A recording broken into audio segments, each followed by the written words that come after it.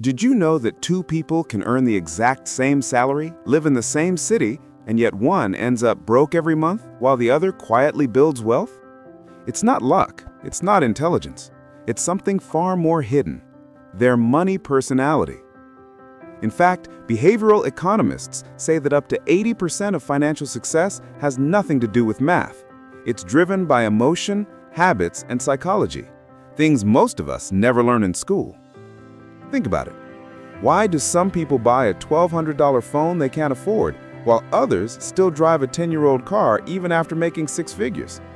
Why does saving money make one person feel safe and another feel trapped? The answer lies deep in how your brain was wired to see money, long before you ever earned your first dollar. Today, we're breaking down the 5 money personalities that quietly shape every spending decision you make, from the snacks you grab at checkout to the investments you choose for your future. And by the end, you'll not only recognize which one you are, but you'll understand how to use it to build wealth instead of fighting against yourself. So stay with me, because what you're about to discover could explain years of financial frustration, or why your relationship with money feels the way it does. Before we dive in, let me know in the comments where you're watching from. I love seeing how people from all over the world connect through these topics. Now, let's start with the first money personality, and it's one that secretly drives most of the world's consumer economy: the spender personality. Meet the spender, the life of the party, the one who believes money exists to be enjoyed. You'll spot them by how quickly they say, "I deserve this." For spenders, money equals freedom, expression, and experience. They're the people who love gifting, dining out, upgrading, celebrating. Their purchases are emotional, tied to mood, status, or that little dopamine hit that comes with something new. But here's the twist: spenders aren't always reckless. Many are incredibly generous and optimistic. They believe tomorrow will be better, that they'll make more money somehow. And sometimes that belief does push them towards growth, new opportunities, and even entrepreneurship. The downside? When emotion drives spending, logic gets quiet.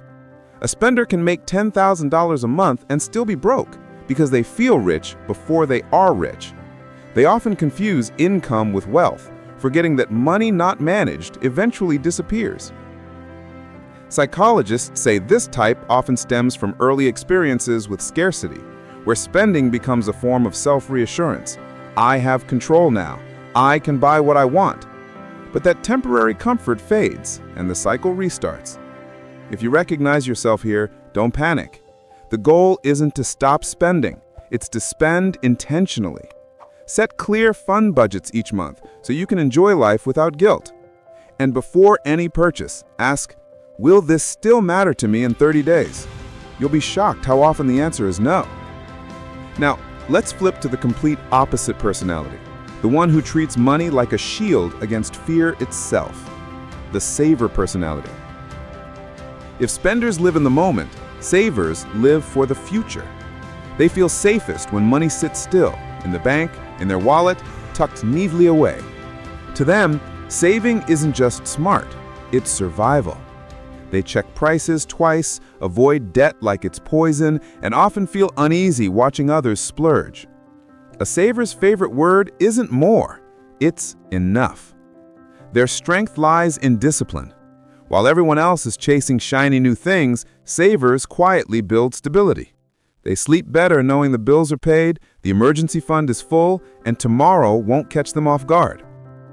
This mindset is powerful. It creates freedom over time. But there's a catch.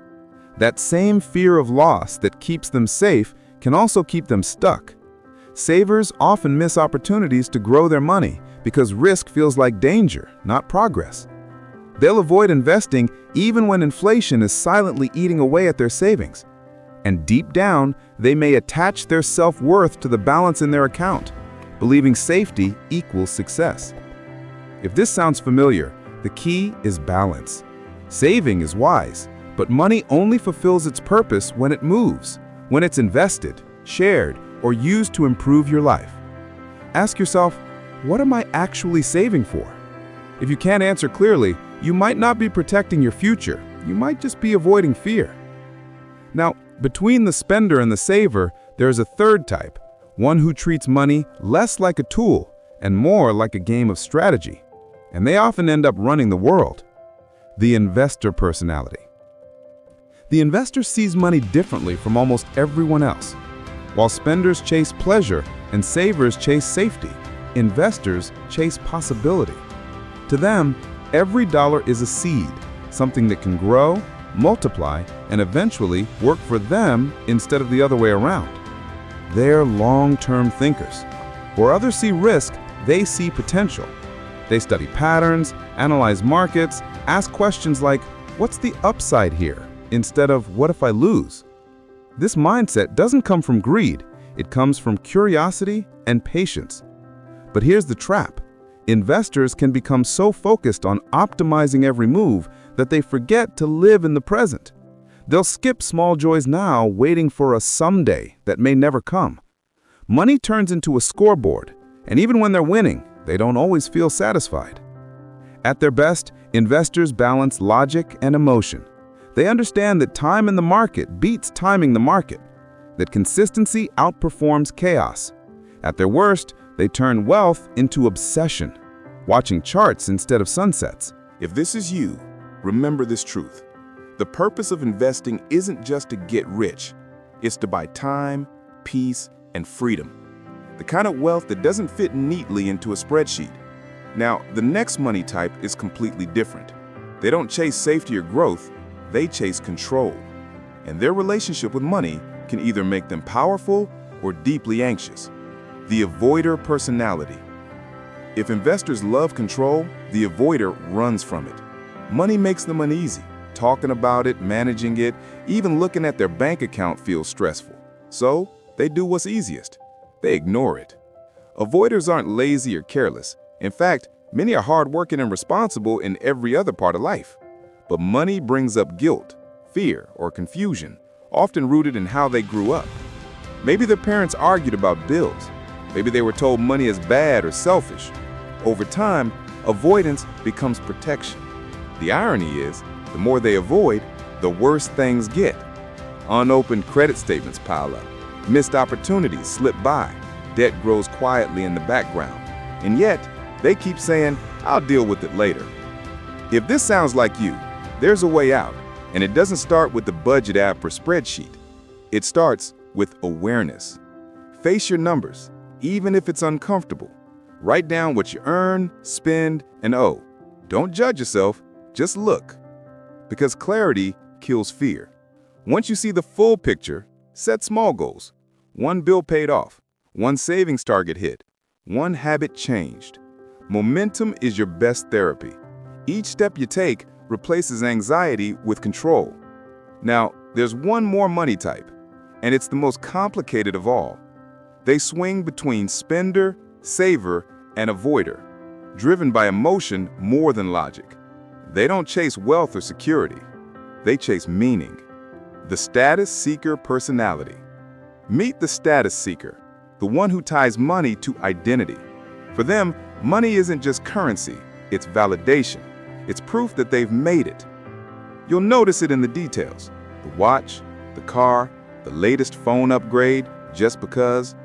They crave recognition, not out of arrogance, because deep down, they've linked self-worth to net worth. In a world built on social comparison, it's easy to see why. Every swipe online shows someone richer, prettier, more successful. So the status seeker buys not just for comfort, but to close that emotional gap. Psychologists call this symbolic spending, using money to express value, confidence, or success. And while it can motivate ambition, it also creates a quiet trap. The more they buy, the less it fills them, because the finish line keeps moving. There's always a bigger house, a newer car, a flashier lifestyle just one step away. Here's the truth. Status is never something you can buy. Real wealth isn't what people see. It's what gives you peace when no one's watching. If you recognize yourself here, pause and ask, am I buying this because I love it or because I want to be seen? There's nothing wrong with enjoying nice things, but freedom starts when you don't need them to feel worthy. Now, let's step back. Across these 5 money personalities, the spender, saver, investor, avoider, and status seeker, one thing becomes clear. Money isn't logical, it's emotional. It reflects your fears, habits, and the stories you grew up with. Some people chase money for love, some for safety, some for control, but very few ever stop to ask why.